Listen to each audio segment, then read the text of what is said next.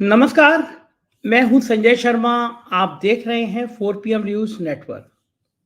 कल्पना करिए कि बिहार में फिर खेला हो जाए। नीतीश कहें कि भैया हमारा मन नहीं लग रहा, अमित बाबू आपके यहाँ, मोदी जी आपके यहाँ, हम तो वापस चले तेजस्वी के यहाँ। उसके बाद अमित शाह जी और मोदी जी करेंगे क्या? नीतीश के यहाँ कुछ छापे आपे डालने जैसा आइटम है भी नहीं कि भैया ईडी वालों को बुलाओ और कहो कि जाओ भैया नीतीश की छापेमारी कराओ, नीतीश के बाल बच्चों को देखा, उनकी संपत्तियां चेकअप करा। बिहार में जो माहौल बनाया था, बिहार में जो हालात पैदा किए हुए थे, उन हालातों में फिर से बदलाव की चर्चाएं शुरू हो गई हैं। 3 मार्च एक बड़ा दिन है बिहार के लिए। 3 मार्च को बिहार की राजनीति में कुछ और बड़ा उलटफलट हो सकता है। दिल्ली से लेकर मुंबई तक के कुछ बड़े नेता इसकी पटकथा रच रहे हैं। मैं आज मुंबई में हूं और मुंबई में मैं एक बड़े नेता से मिला और उन्होंने मुझे कुछ इनपुट दिया। फिर देर रात मेरी बिहार में हमारे स्थानीय संपादक अभिषेक मिश्रा से बात हुई। मैंने उनको लगाया, मैंने कहा रात में ही कुछ ऐसे सोर्स देखिए जो इस बात की पुष्टि कर सकें कि बिहार में खेला हो क्या रहा है। मैं फिलॉसफी का स्टूडेंट रहा हूं, हमें पढ़ाया गया था कि जहां पे आग होता है धुआं वहीं होता है, या जहां धुआं होगा वहां नीचे आग जरूर होगी। बिहार में धुआं दिखने लगा है, तो क्या बिहार में कोई आग नीचे नीचे सुलग रही है? क्या नीतीश बाबू को जो वादे किए गए थे, जो सपने दिखाए गए थे, भारतीय जनता पार्टी उनसे क्या मुकर गई है? क्या नीतीश से जो डील की तैयारी थी, वो डील साथ आने के बाद मना कर दी गई? और ये कोई नई बात नहीं है, भारतीय जनता पार्टी का यह पुराना खेल है कि जो क्षेत्रीय दल हैं पहले उनको साथ लाओ और फिर टाटा बाय बाय कर दो। तो अगर ऐसा ही है, बिहार में ऐसा ही होने जा रहा है, तो भारतीय जनता पार्टी का फिर भविष्य क्या होगा? और इस बार अगर नीतीश का दिल पलटा तो क्या बिहार में राष्ट्रपति शासन लगेगा या चुनाव होंगे, विधानसभा भंग की जाएगी? और उस हालत में नीतीश के विधायक क्या करेंगे? क्या नीतीश को लग रहा है कि उनकी पार्टी लगभग टूट के कगार पर पहुंच रही है, या नीतीश को यह अंदाजा हो गया कि इस दल बदल से सबसे बड़ा नुकसान उनको हो गया? बिहार में जो ताजा सर्वे आया है उसमें नीतीश की लोकप्रियता बहुत जबरदस्त गिरी है, और जब से ये सर्वे आया है नीतीश ने देखा है कि उनकी लोकप्रियता आधी भी नहीं रह गई, तब से उनकी नींद उड़ गई है। उनको लग रहा है कि इतने दिनों से जो उन्होंने बिसात बिछाई थी, बिहार में इतने दिनों से जो उन्होंने अपना साम्राज्य खड़ा किया था, जो रणनीतियां बनाई थी, वो एक तरफ से धराशायी होती आ रही है। और किसी भी राजनेता के लिए ये बड़ी परेशानी की बात है। वो बहुत मुश्किल से अपना एक धरातल तैयार करता है, प्रदेश में माहौल बनाता है, और जिस तरह से दल बदलू, पलटू राम, ये जब नाम दिए जाने लगे तो नीतीश को लगा कि अब बाजी हाथ से निकल गई। तो क्या वाकई में बाजी हाथ से निकल गई? क्या बिहार एक बार फिर से नए चुनाव की तरफ बढ़ रहा है? लोकसभा चुनाव से पहले जो ये खेल होने जा रहा है, उससे भारतीय जनता पार्टी के पास विकल्प बचते क्या हैं? इन तमाम बातों से बात करने के लिए मेरे साथ बिहार के स्थानीय संपादक अभिषेक मिश्रा जुड़ रहे हैं। मैं सीधे चलता हूं उनके पास और उनसे बात करता हूं, समझने की कोशिश करता हूं।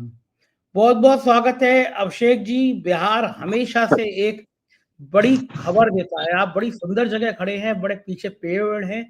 कौन सी जगह है ये बिहार की? पहले तो ये बताइए, आप बड़ी हरियाली दिखाई दे रही है। मेरे ठीक पीछे मुख्यमंत्री आवास है। 50 मीटर की दूरी पर मुख्यमंत्री नीतीश कुमार का घर है। और यहाँ से ठीक 50-60 मीटर की दूरी पर लालू यादव का घर भी है, राबड़ी आवास भी है जी। तो फिर आप इतनी सुंदर मुख्यमंत्री के घर पे आप सुबह ही सुबह खड़े हैं मुख्यमंत्री का तापमान बढ़ाने के लिए, आपने कल रात जिन नेताओं से बात की, हम उनका नाम नहीं पूछ रहे क्योंकि उन्होंने आपसे मना किया नाम बताने को। लेकिन फीडबैक क्या है? बिहार में कौन-सी खबरें इस समय हवा में, चर्चाओं में तैर रही हैं?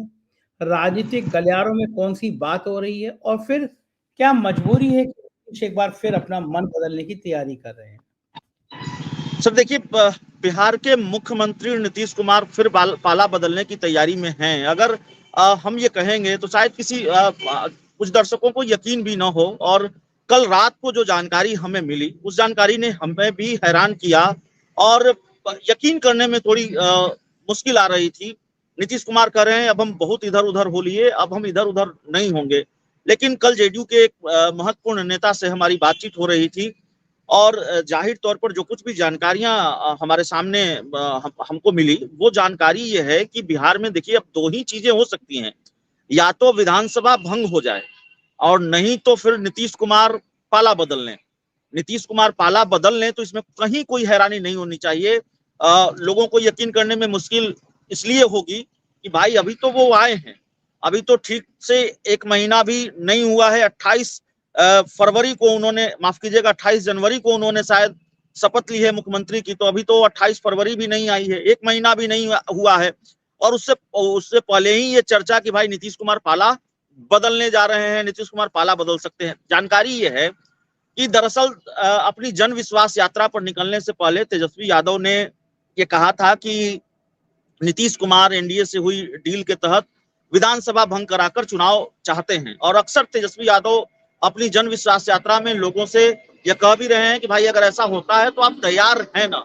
तो तेजस्वी यादव को ये अंदेशा है और उन्होंने कहा सुना है, तो सवाल सुनने का नहीं है। आरजेडी के साथ भी इस तरह की बातचीत चल रही होगी या चल रही थी, ये चर्चा भी लंबे वक्त से रही है। और कल जहां से ये जानकारी मिली है उससे पहले भी जानकारी जेडीयू सूत्रों के हवाले से ही मिली थी कि हर हाल में नीतीश कुमार विधानसभा का चुनाव चाहते हैं। और तब हमने ये खबर भी दिखाई थी कि बिहार में 40 नहीं 283 सीटों पर इसी साल चुनाव हो सकते हैं। 40 लोकसभा की सीटें जिन पर तो चुनाव होना तय ही है। देश भर में अगर लोकसभा के चुनाव होंगे तो बिहार की 40 लोकसभा सीटों पर चुनाव होंगे, लेकिन 243 जो बिहार में विधानसभा की सीटें हैं उस पर भी चुनाव होंगे। कल जो देर रात जानकारी मिली है वो जानकारी ये है कि वाकई भारतीय जनता पार्टी और जेडीयू के बीच ये डील थी कि विधानसभा भंग कराकर चुनाव होना है। और विधानमंडल का जो बजट सत्र चल रहा है विधानसभा में 1 मार्च को वो समाप्त हो रहा है, 1 मार्च या 2 मार्च को वो समाप्त हो रहा है। तो आखिरी दिन विधानसभा भंग करने को लेकर जो प्रक्रिया होती है उसका जो ऐलान होता है, जो कैबिनेट में इसकी मुहर लगती है, जो मुझे प्रक्रिया की जानकारी है, कैबिनेट इस प्रस्ताव पर मुहर लगाती है और फिर यह प्रस्ताव राज्यपाल के पास जाता है। ये सारी चीजें होनी थी। भारतीय जनता पार्टी एक तरह से वादा खिलाफी के मोड में आ गई है, वादा खिलाफी के मूड में आ गई है।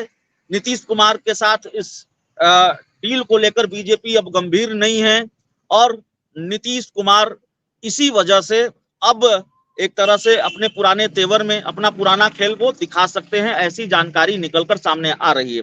अब इस बात को भी समझना पड़ेगा कि भाई नीतीश कुमार विधानसभा क्यों भंग कराना चाहते हैं, क्या जरूरत है नीतीश कुमार को कि अभी वो चुनाव कराना चाहते हैं। तो सर देखिए, नीतीश कुमार की सबसे ज्यादा दिक्कत, नीतीश कुमार की सबसे ज्यादा परेशानी, उनके पास 45 विधायकों की संख्या है। हालांकि जीते तो वो 43 ही थे, जेडीयू 43 ही जीती थी। एक बसपा के विधायक उनके साथ आ गए, जमा खान, और एक लोक जनशक्ति पार्टी के विधायक राजकुमार सिंह उनके साथ आ गए, तो 45 की यह संख्या हो जाती है।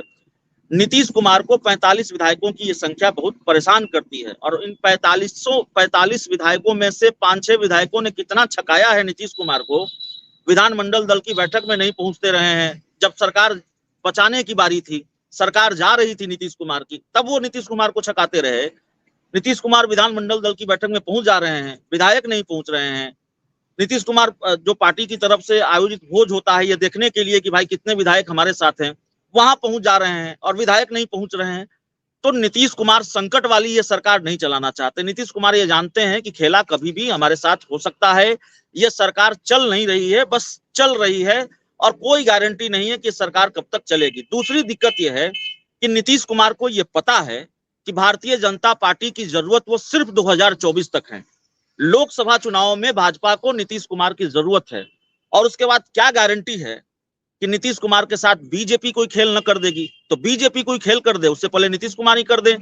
जिस बीजेपी ने साथ रहकर गठबंधन में रहकर अरुणाचल प्रदेश में उनके विधायक तोड़ दिए, जिस बीजेपी ने गठबंधन में रहकर चिराग पासवान के सहारे उनको 43 सीटों पर निपटा दिया, और ये बात जेडीयू कहती रही है, तो फिर किस बात, क्या गारंटी है कि फिर अगले विधानसभा चुनाव में ये खेल नहीं हो जाएगा। नीतीश कुमार को लगता है कि लोकसभा चुनाव और विधानसभा के चुनाव अगर साथ साथ होंगे तो भारतीय जनता पार्टी ऐसा कोई खेल कर नहीं पाएगी। दूसरी बेचैनी यह है कि भाई जितनी जल्दी हो सके 43 की संख्या को 80 कर लिया जाए। अब 80 होगा कि नहीं होगा हम नहीं जानते, ये तो चुनाव के परिणाम बताएंगे, लेकिन नीतीश कुमार को लगता है कि अगर 100 से 120 सीटों पर वो लड़ेंगे और जो खेल 2020 में हुआ अगर उस तरह का खेल नहीं हुआ तो फिर उनके विधायकों की संख्या 80 हो सकती है। भारतीय जनता पार्टी की दिक्कत यह है कि इसमें फायदा तो सिर्फ नीतीश कुमार का है, भाजपा को तो बहुत फायदा नहीं है इसमें। नीतीश कुमार के विधायकों की संख्या अगर 80 हो जाएगी या उससे ज्यादा हो जाएगी या उसके आसपास हो जाएगी, अगर ये हो गया तो फिर जिस नीतीश कुमार के पास 43-45 विधायक हैं वो ऐसे छका रहे हैं आरजेडी को, कभी बीजेपी को, और अपनी शर्तों पर सरकार और गठबंधन चला रहे हैं, तो उनके पास 80 विधायकों की संख्या होगी तो भारतीय जनता पार्टी का तो बिहार में सरकार बनाने का सपना ही अधूरा रह जाएगा। तो फिर भाजपा कहाँ खड़ी रहेगी। तो भाजपा को ये दिक्कत है, भाजपा अपना फायदा नुकसान इस वक्त सोच रही है, नीतीश कुमार अपना फायदा नुकसान सोच रहे हैं। और इस बार सर जो जानकारी है वो जानकारी ये है कि इस बार सिर्फ खेल ये नहीं होगा कि भाजपा की सरकार, नीतीश कुमार ने पाला बदला तो भाजपा की सिर्फ सरकार जाएगी, भाजपा की सिर्फ सरकार नहीं जाएगी, भाजपा का बहुत कुछ चला जाएगा। नीतीश कुमार बीजेपी को तोड़ सकते हैं। मैं जानता हूं इस चैनल पर इस वक्त खड़े होकर ये बात कहना कितनी जिम्मेवारी वाला काम है, कितना रिस्क वाला काम है। 4PM जैसा प्रतिष्ठित संस्थान जिसको दुनिया भर के लोग देखते हैं और उसके रिपोर्टर के तौर पर कैमरे के सामने ये बात कहना मैं अपनी जिम्मेवारी समझता हूं, लेकिन फिर भी बहुत जिम्मेवारी के साथ मैं डंके की चोट पर और मुझे अपने सूत्रों पर पूरा भरोसा है ये बात कह रहा हूं। बहुत मजबूत सूत्रों से ये जानकारी है कि नीतीश कुमार की बात अगर बीजेपी ने नहीं मानी तो नीतीश कुमार भाजपा के साथ खेल कर देंगे, न सिर्फ भाजपा का साथ छोड़ेंगे बल्कि उनके विधायक को तोड़ेंगे, उनके नेताओं को तोड़ सकते हैं। तो नीतीश कुमार की तैयारी बीजेपी में तोड़फोड़ की है और फिर ऐसी ही तैयारी जेडीयू में तोड़फोड़ की होगी बीजेपी की। तो सहमात का खेल, दरअसल आरजेडी इस लड़ाई में अभी किनारे है, आरजेडी के तेवर नरम है, लालू यादव ने दरवाजा खोल रखा है और लालू यादव भी ये पूरी कहानी समझ रहे हैं। ऐसा नहीं है कि लालू यादव नहीं समझ, नीतीश कुमार ने ये शर्त उनके सामने भी रखी होगी क्योंकि ये तो अधिकार क्षेत्र आरजेडी के पास भी है, आरजेडी कोटे के मंत्री थे, आरजेडी सरकार में थी और जो प्रस्ताव आना है जो मुझे जानकारी है कैबिनेट की मीटिंग में, कैबिनेट में ये प्रस्ताव होता है कि विधानसभा को भंग करना है, वो प्रस्ताव राज्यपाल के पास जाता है। तो ये अधिकार क्षेत्र तो आरजेडी के पास भी था, लेकिन शायद आरजेडी इसके लिए तैयार नहीं हुई होगी, लालू यादव तैयार नहीं हुए होंगे, तो नीतीश कुमार इस तरफ चले आए हैं। अब बीजेपी भी अगर इसके लिए तैयार नहीं होंगी तो फिर लालू यादव ने अपना दरवाजा खोल रखा है, लालू यादव इस बात के लिए तैयार हैं। तेजस्वी यादव नीतीश कुमार पर निशाना बहुत साध रहे हैं, लेकिन बहुत सधे अंदाज में साध रहे हैं, उस तरह का कोई हमला नहीं है जो नीतीश कुमार को बहुत बुरी लग जाए। तो रास्ता खुला रखा है और बहुत हैरानी नहीं होगी जब नीतीश कुमार इधर चले आए और संभवतः 2024 के लोकसभा चुनाव से पहले चले आए। हर हाल में भारतीय जनता पार्टी को नीतीश कुमार की ये शर्त माननी होगी, नहीं मानी तो ये खेल हो जाएगा। फिर मैं कहूंगा कि दो ही चीजें बिहार में होनी है, विधानसभा भंग, नहीं तो नीतीश कुमार पाला बदलेंगे और इस बार पाला बदलेंगे तो भाजपा सरकार से नहीं जाएगी बल्कि कई विधायकों से या कई लोगों से हाथ धोना पड़ेगा, शायद कुछ सांसदों से भी और कुछ नेताओं से भी। जी अभिषेक, आपने तो बिल्कुल तूफान मचा दिया ये बात कह के। अब तक भारतीय जनता पार्टी तोड़फोड़ करती रही है, कभी ईडी दिखाती है बेचती है, कभी सीबीआई बेचती है, कभी इनकम टैक्स बेचती है। ये हुनर तो भारतीय जनता पार्टी के पास में था लेकिन आप कह रहे हैं कि नीतीश कुमार अब साथ में रहकर ये प्लान कर रहे हैं कि भारतीय जनता पार्टी को ही तोड़ दें, तो ये तो बहुत बड़ी खबर है। मुझे याद है कि बिहार में ही जेपी नड्डा गए थे और जेपी नड्डा ने कहा था कि हम क्षेत्रीय दल खत्म करना चाहते हैं। इस बयान के बाद ही नीतीश अलर्ट हुए और दोस्ती बढ़ी उनकी लालू यादव से। लेकिन अब अगर नीतीश ये प्लान कर रहे हैं कि भारतीय जनता पार्टी के विधायकों को तोड़ दें, तो ये खबर तो बीजेपी के उच्च नेताओं को भी होगी, मोदी जी को भी होगी, शाह साहब को भी होगी, तो वो भी नीतीश को निपटाने का प्लान बना रहे होंगे। जाहिर है, इसीलिए तो मैंने कहा सर कि सहमात का खेल दोनों तरफ से चल रहा है। और खेल आमतौर पर जो पक्ष और विपक्ष के बीच होता है, कायदे से ये खेल तो, इस तरह का खेल तो आरजेडी और आरजेडी और बीजेपी के बीच होना चाहिए था या होता था, लेकिन इस तरह का खेल आरजेडी जेडीयू और आरजेडी बीजेपी के बीच नहीं हो रहा। ये खेल बीजेपी और जेडीयू के बीच हो रहा है।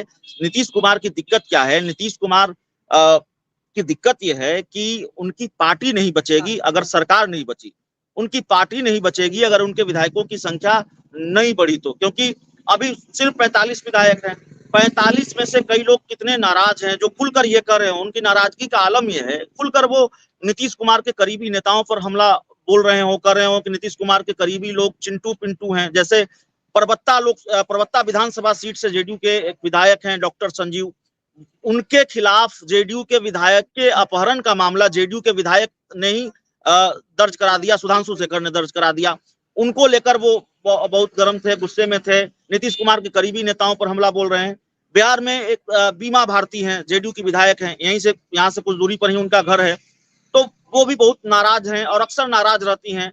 नीतीश सरकार में लगातार मंत्री रही हैं लेसी सिंह, उनसे उनकी अदावत चलती है, वो नाराज रहती हैं कि लेसी सिंह को मंत्री बनाया जाता है। तो कई विधायक हैं जो ये नाराज हैं कि भाई कितनी बार मौका देंगे और लगातार एक ही लोगों को क्यों आप मंत्री बना, दूसरे लोगों को ये मौका क्यों नहीं मिल रहा है। दूसरी तरफ लालू यादव के पास अभी बार्गेनिंग करने के लिए बहुत कुछ है, लालू यादव के पास देने के लिए बहुत कुछ है। नीतीश कुमार के जाने से 16-17 सीटें खाली हुई हैं, 16-17 सीटें लोकसभा की जो नीतीश कुमार को देनी पड़ती, उन सीटों में से नीतीश कुमार कुछ खुद रखेंगे, कुछ कांग्रेस को देंगे और 2-4 सीटें मुकेश सहनी को साथ लाने के लिए जेडीयू छोड़कर, बीजेपी छोड़कर जो आएंगे उनके लिए। तो नेताओं को तो अपना टिकट कंफर्म चाहिए, वो चाहे जेडीयू के हो चाहे बीजेपी को हो। अब नैतिकता नाम की कोई चीज बची नहीं है, सबको अपना टिकट कंफर्म कराना चाहिए, नैतिकता जैसी कोई बात है नहीं। तो हर हाल में उनको ये चीजें चाहिए। नीतीश कुमार के सामने संकट ये है कि अगर उनके विधायकों की संख्या नहीं बढ़ी और गलती से उनकी सरकार चली गई, सरकार में भी अगर वो नहीं रहे तो फिर उनकी पार्टी नहीं बचेगी। ये बात बहुत जिम्मेवारी के साथ मैं कर रहा हूँ, ये स्थिति और परिस्थिति है। उनकी पार्टी अभी ही कम से कम 2 गुटों में तो बटी हुई नजर आती है और ऐसी स्थिति उनकी पार्टी की है। मुझे नहीं, मैंने कभी किसी दूसरे राजनीतिक दल में ये नहीं देखा हो कि पार्टी के एक विधायक हैं बरीबिग्गा विधानसभा क्षेत्र से सुदर्शन, उन्होंने नीतीश कुमार के करीबी मंत्री अशोक चौधरी के बारे में कहा कि इन्होंने मेरे पिताजी की हत्या करा दी, दादा की हत्या करा दी, मेरी हत्या करा देंगे, मुझे बांसघाट भेज देंगे। उनके खिलाफ कोई कार्रवाई नहीं हुई। बरबीघा से जो विधायक है सुदर्शन, वो उनके बारे में माना जाता है कि जेडीयू के राष्ट्रीय अध्यक्ष ललन सिंह के करीब रहे हैं। ललन सिंह और अशोक चौधरी के बीच के रिश्ते इन दिनों कैसे हैं, तो इन 2 गुटों में पार्टी बटी हुई नजर आती है। ललन सिंह रहे तो हैं भारतीय जनता, माफ कीजिएगा, जेडीयू के राष्ट्रीय अध्यक्ष, और पार्टी दफ्तर के बाहर जो उनकी तस्वीर थी उसको नोच लिया जाता है, उसको हटा दिया जाता है। ललन सिंह, पार्टी के जो महत्वपूर्ण कार्यक्रम होते हैं उसमें ललन सिंह की तस्वीर नहीं होती है पोस्टरों और बैनरों में। जिस मीटिंग में, दिल्ली में जो मीटिंग हुई जेडीयू की जिसमें ललन सिंह ने इस्तीफा दिया, उस मीटिंग को लेकर जो तस्वीर लगी थी, पोस्टर और बैनर पटना में, दिल्ली में लगे थे, उसमें भी कोई तस्वीर ललन सिंह की नहीं थी, जबकि तब वो राष्ट्रीय अध्यक्ष थे। मीटिंग में उन्होंने इस्तीफा दिया है, मीटिंग से पहले इस्तीफा नहीं दिया था आधिकारिक तौर पर, लेकिन राष्ट्रीय अध्यक्ष की तस्वीर गायब थी। तो ये सारी चीजें जेडीयू में चल रही हैं और ये होते हुए हमने पहले भी देखा है। जॉर्ज फर्नांडिस की तस्वीर जेडीयू दफ्तर से हटा दी गई थी, उसके बाद आरसीपी सिंह की तस्वीर जेडीयू दफ्तर से हटा दी गई, कैसे प्रशांत किशोर चलता कर दिए गए, कैसे पवन वर्मा चलता कर दिए गए और कैसे उपेंद्र कुशवाहा चलता कर दिए गए। बहुत लोगों को हमने बेआबरू होकर तेरे कूचे से निकले वाली हम स्थिति देखी है जेडीयू में। तो जेडीयू में अभी ये स्थिति चल रही है। पार्टी के विधायक नाराज हैं, सांसद नाराज हैं, कईयों का टिकट कटता हुआ नजर आ रहा है और कई लोग इधर उधर के संपर्क में रहे हैं, कई लोग आरजेडी के संपर्क में भी हैं और दावा भी कई बार रहा है आरजेडी के जब नेताओं से बातचीत होती है या कुछ जेडीयू के भी नेताओं से बातचीत होती है, तो ये स्थिति और परिस्थिति जिसकी हम बात कर रहे हैं वो समझ में आती है कि जेडीयू के अंदर क्या चल रहा है। तो नीतीश कुमार अपनी पार्टी को दुरुस्त करना चाहते हैं। उनकी पार्टी की हालत अभी खस्ता हाल है, उनके विधायकों की संख्या कम है। जिस सरकार के वो मुखिया हैं, जिस सरकार में वो मुख्यमंत्री हैं, वो सरकार तलवार की धार पर चल रही है, पता नहीं कब तक चल पाएगी। बीजेपी, सवाल ये नहीं है कि जेडीयू के विधायक सिर्फ नाराज हैं। जिस बीजेपी के साथ वो मिलकर सरकार चला रहे उस बीजेपी के विधायक भी तो नाराज हैं। जितनी संख्या में जेडीयू के विधायकों ने जेडीयू को छकाया, उतनी ही संख्या में बीजेपी के विधायकों ने बीजेपी को छकाया। बीजेपी अपने विधायकों को बचाने के लिए बोध गया ले गई और बावजूद इसके 5-6 विधायक नाराज थे, 5-6 विधायक बोध गया नहीं थे और नीतीश कुमार की सरकार चली जाती अगर जीतन राम मांझी ने साथ दे दिया होता लालू यादव का। और जीतन राम मांझी ने अपनी पार्टी के कार्यक्रम में कहा भी कि भाई आपने हमको मुख्यमंत्री बनाया था और हमने आपकी सरकार देखिए बचा ली, हम अगर पाला बदल लेते तो क्या स्थिति होती, ऐसा एक बयान भी उनका सामने आया। और आरजेडी के 3 विधायकों को अगर नहीं तोड़ा गया होता तो जाहिर तौर पर स्थिति कुछ दूसरी हो जाती, क्योंकि जो नाराज विधायक थे वो जैसे तैसे पहुंचे, लेकिन जब विधानसभा के स्पीकर के खिलाफ अविश्वास प्रस्ताव चल रहा था तब तक जेडीयू और बीजेपी के कई विधायक नहीं पहुंचे थे। तो ऐसे में तो अगर विधानसभा के खिलाफ विधानसभा अध्यक्ष के खिलाफ अविश्वास प्रस्ताव गिर जाता तब तो सरकार दी जाती नीतीश कुमार की। उसके बाद तो वोटिंग की जरूरत नहीं पड़ती, बहुमत परीक्षण की जरूरत ही नहीं पड़ती। अविश्वास प्रस्ताव गिरने का मतलब कि सरकार का चला जाना। तो नीतीश कुमार की सरकार जाने वाली थी, जा रही थी, कैसे कैसे बची है नीतीश कुमार ये जानते हैं, भारतीय जनता पार्टी का खेल भी समझते हैं। अभी भी चिराग पासवान उसी भारतीय जनता पार्टी के साथ हैं। तो क्या गारंटी है जिस भारतीय जनता पार्टी के राष्ट्रीय अध्यक्ष ये लगातार कहते हो कि छोटी पार्टियां या क्षेत्रीय पार्टियां खत्म हो जाएंगी, जिस भारतीय जनता पार्टी ने नीतीश कुमार के साथ रहकर नीतीश कुमार के विधायकों को तोड़ा हो, जिस भारतीय जनता पार्टी ने नीतीश कुमार के साथ रहकर चिराग पासवान के साथ एक फिक्सिंग का मैच फिक्सिंग की हो और नीतीश कुमार को निपटाया हो, तो आगे नीतीश कुमार के साथ ऐसा कोई खेल होगा नहीं होगा ऐसा खेल, इस बात की क्या गारंटी है। तो नीतीश कुमार ये जानते हैं कि भाजपा की जरूरत हम 2024 तक है और अगर हमने बीजेपी का साथ दिया, बीजेपी की मदद की और बदले में बीजेपी ने हमारी शर्त नहीं मानी तो आगे फिर हमें कुछ मिलने वाला नहीं है। आगे हमारा हश्र जो होना है वो बुरा ही होना है। भारतीय जनता पार्टी अपने सहयोगियों के साथ क्या करती है और भारतीय जनता पार्टी इन दिनों क्या कर रही है यह भी फिर बताने की जरूरत तो है नहीं। तो इसीलिए नीतीश कुमार ये चाहते हैं कि भाई हर हाल में हमारी शर्त मानिए और अगर नहीं मानिएगा, हमारे स्कोर बोर्ड को बढ़ाने में आप मदद नहीं कीजिएगा, हमारी संख्या 80 करने में आप मदद नहीं कीजिएगा, विधानसभा भंग नहीं कीजिएगा, तो हम आपके स्कोर बोर्ड को आपके तोड़कर अपने बराबर ले आएंगे। यानी कि बीजेपी के विधायकों की संख्या भी हम 40, 45, 30 कर देंगे तोड़कर। ये स्थिति और परिस्थिति नजर आ रही है। ये अलग बात है कि नीतीश कुमार इस खेल में कामयाब होंगे कि नहीं होंगे। हम ये नहीं कह रहे हैं कि कामयाब हो जाएंगे, बीजेपी के विधायकों को तोड़ ही देंगे, या बीजेपी अगर जेडीयू के विधायकों को तोड़ना चाहती है तो तोड़ ही देंगे। हम ये कह रहे हैं कि जानकारी ऐसी है कि ये खेल चल रहा है और आने वाले दिनों में ये खेल खुले तौर पर हो सकता है। 2 मार्च तक कुछ नहीं होना है, 2 मार्च तक ठीक ठाक है, बिहार में सब कुछ ठीक है।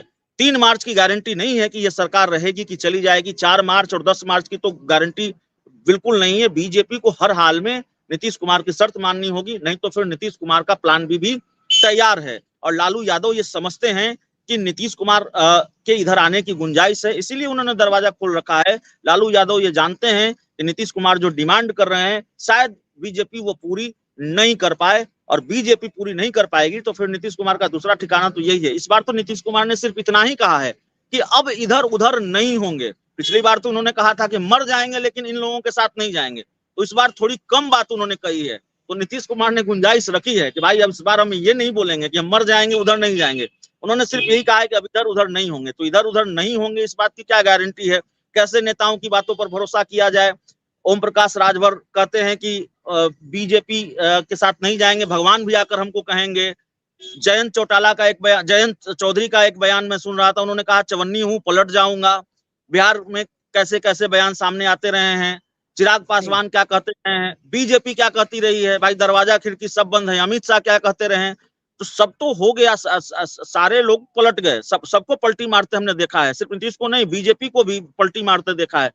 तो इस पर भरोसा कैसे किया जाए कि नीतीश कुमार कह रहे हैं कि उधर नहीं जाएंगे तो उधर नहीं जाएंगे? क्या गारंटी है? चले जाएंगे, तैयारी चल रही है इसकी, मैं बिल्कुल जिम्मेवारी के साथ कह रहा हूँ। बहुत बढ़िया जानकारी दी आपने। जाहिर है कि मार्च का महीना तलवार की धार होगा भारतीय जनता पार्टी के लिए, बिहार की राजनीति के लिए। बहुत बहुत शुक्रिया अभिषेक, इतनी महत्वपूर्ण जानकारी के लिए। आप जानकारी जुटाते रहिए, हम सारे दर्शकों को आपके माध्यम से देते रहेंगे। धन्यवाद। Thank you. ये थे अभिषेक मिश्रा, बिहार से सीधे लाइव थे और बता रहे थे कि बिहार में एक और बड़ा खेला होने की तैयारी है। ये बिहार है, यहाँ की राजनीति कब क्या गुल खिला दे, कहा नहीं जा सकता। मुझे इंतजार रहेगा आपकी राय का, ये बातचीत कैसी लगी। चैनल को ज्वाइन कीजिएगा, सब्सक्राइब करिएगा, अपना प्यार बनाए रखिएगा। शुक्रिया, थैंक यू।